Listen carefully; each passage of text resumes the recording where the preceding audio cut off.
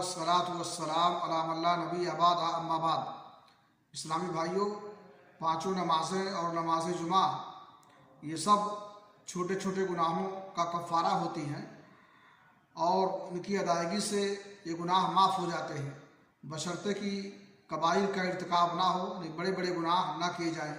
बड़े गुनाह के लिए तौबा ज़रूरी है, सिर्फ आमाल सालिहा से ये माफ़ नहीं होंगे, जैसे शिर्क, वालिदैन की नाफरमानी, झूठी कसम, झूठी गवाही, पाक दामन औरतों पर तहमत लगाना, यतीम का माल खाना, इन सब के लिए तौबा ज़रूरी है।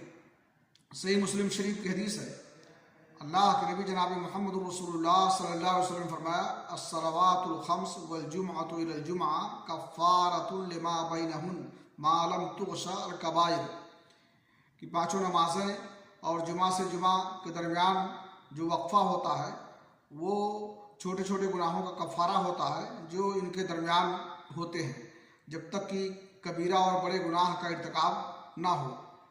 अल्लाह रब्बुल आलमीन से दुआ है कि अल्लाह ताला हमारी नमाज़ों को हमारे गुनाहों का कफ़ारा बनाए और कबाइर के इर्तिकाब से महफूज रखे। वाखिर अल्हम्दुलिल्लाहि रब्बिल आलमीन।